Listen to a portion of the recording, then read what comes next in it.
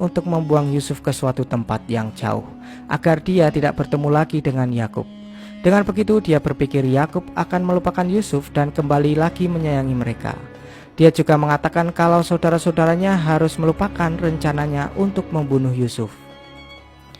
Keesokan harinya mereka melakukan rencana itu dengan mengajak Yusuf untuk pergi mengembala kambing. Tapi awalnya Yakub melarang mereka mengajak Yusuf karena masih terlalu kecil. Tapi Syamun mengiming-imingi Yusuf untuk pergi mengembala kambing. Yusuf pun sangat tertarik untuk ikut mengembala kambing dengan mereka karena Syamun menceritakan tentang suasana di sana yang membuat Yusuf merasa penasaran. Yusuf lalu meminta izin sendiri kepada Yakub agar diizinkan ikut saudara-saudaranya mengembala kambing. Karena Yusuf sendiri yang meminta, akhirnya Yakub pun mengizinkannya untuk pergi mengembala kambing bersama kakak-kakaknya. Tapi sebelum itu Yakub memakaikan jubah warisan milik Nabi Ibrahim, di mana jubah itu berasal dari surga.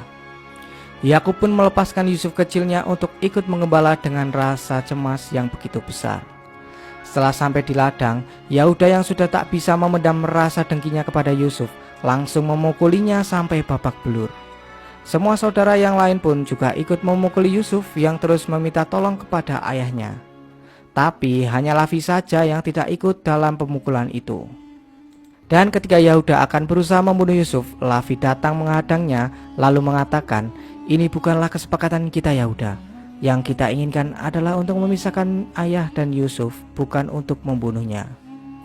Lalu mereka semua bingung akan membuang kemana Yusuf agar bisa jauh dengan Nabi Yakub. Tak berselang lama mereka melihat sebuah sumur dan berpikir jika Yusuf akan dibuang ke sana, berharap ditemukan oleh pedagang yang mengambil air di sumur itu. Lavi sebenarnya tidak tega membuang adiknya sendiri ke sumur itu, tapi karena dia kalah suara dengan saudara-saudara yang lain, dia terpaksa melakukan hal itu. Sebelum diceburkan ke sumur, Yusuf mengatakan kepada Lavi bahwa dia tetap menyayangi saudara-saudara lain meskipun mereka berbuat jahat kepadanya, dan memperingatkan Lavi agar jangan sampai Yakub tahu tentang hal ini, karena jika seorang nabi marah dan mengutuk, maka binasalah mereka semua. Yusuf juga berpesan kepadanya agar segera bertobat kepada Allah, karena peristiwa ini tak mungkin luput dari penglihatannya. Setelah itu Yusuf pun diceburkan oleh saudara-saudara lainnya hingga ia pingsan. Di alam bawah sadarnya Yusuf bertemu kakek-kakek tua yang sudah menunggu kedatangannya dari masa lampau. Dia diberitahu oleh nabi zaman dahulu tentang kehebatan Yusuf, makanya dia ingin sekali bertemu dengan Yusuf. Dia juga mengetahui kalau akan terjadi peristiwa tragis di sumur ini, dan hal itu yang membuatnya menunggu kedatangan Yusuf di situ.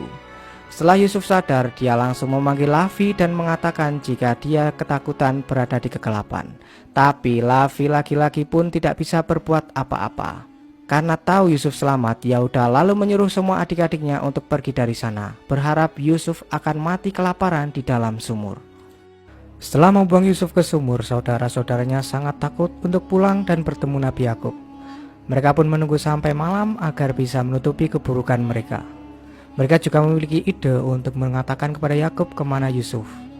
Mereka akan mengatakan bahwa Yusuf dimakan oleh serigala dan pakaiannya dilumuri darah kambing, agar terlihat dia memang dimangsa oleh serigala. Saat mereka sampai di Kanaan, semua keluarga ternyata sudah menunggu kehadiran mereka. Dan Yakub sangat mencemaskan Yusuf. Ketika anak-anaknya datang sambil berpura-pura menangis, Yakub menyadari bahwa Yusuf tidak ada di antara mereka. Lalu ia pun jatuh pingsan. Saat sudah sadar, Yakub menanya Yahuda apa yang sebenarnya terjadi. Yahuda dan Syamun menceritakan jika Yusuf dimangsa oleh segerombolan serigala saat mereka sedang menggembala kambing. Dengan sandiwaranya, mereka semua mengarang cerita seakan-akan kejadian itu sangat mengerikan bagi mereka. Yahuda juga memberikan pakaian Yusuf yang sudah dilumuri darah kambing tadi kepada Yakub, agar dia percaya bahwa memang Yusuf dimangsa oleh para serigala. Yakub pun percaya jika itu adalah pakaian milik Yusuf yang membuatnya semakin bersedih dan kembali pingsan.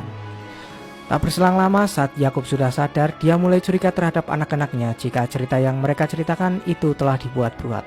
Karena menurutnya serigala yang memangsa Yusuf sangat baik hati, karena para serigala itu memangsa Yusuf tanpa mencabik-cabik pakaiannya. Seketika mereka pun terdiam mendengar perkataan ayahnya itu. Zulfa pun kembali mengingatkan mimpi Yakub tentang seorang anak yang diserang kawanan serigala waktu itu. Tapi Yakub tidak percaya kalau Yusuf diserang oleh kawanan serigala, karena bajunya saja tidak ada yang robek sedikit pun. Yehuda dan Syamun merasa aneh kenapa pakaiannya masih utuh dan masih berpura-pura tidak tahu apa yang telah terjadi. Yakub memang tidak tahu apa yang sebenarnya terjadi, tapi dia memperingatkan kepada anak-anaknya karena mereka telah dikuasai oleh hawa nafsu, dan dalam peristiwa ini setan telah menghantui mereka semua. Setelah Yakub pergi, mereka mulai cekcok karena Yakub tidak mempercayai perkataan mereka semua. Mereka juga akan terus bersandiwara sampai ayahnya bisa percaya apa yang mereka katakan tadi. Sementara itu di sumur, Yusuf didatangi oleh malaikat wahyu, yaitu Jibril. Assalamu ala warith Ishaq wa Ya'qub an-nabiyyin. Assalamu ala warith Adam. Yusuf pun kaget melihat sosok malaikat Jibril dan menanyakan siapakah dirinya. Jibril lalu mengatakan bahwa dia adalah utusan Allah untuk menemani dan membuat hati Yusuf tenang. Yusuf langsung menceritakan kejahatan saudara-saudaranya sampai dia babak belur kepada Jibril. Jibril pun mengatakan dengan izin Allah, luka di tubuh Yusuf semuanya sudah sembuh. Yusuf kembali bertanya bagaimana cara mengobati luka hatinya yang telah dizolimi oleh para saudaranya. Tapi dia tidak ingin saudara-saudaranya itu dihukum karena dia sangat menyayangi mereka semua. Dia hanya bingung kenapa para saudaranya tidak menyukainya dan apa salahnya kepada mereka.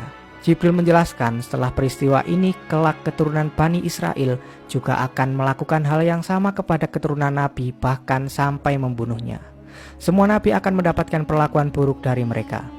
Nah, Nabi Yakub ini dikenal juga dengan nama Israel, makanya keturunannya nanti akan disebut Bani Israel.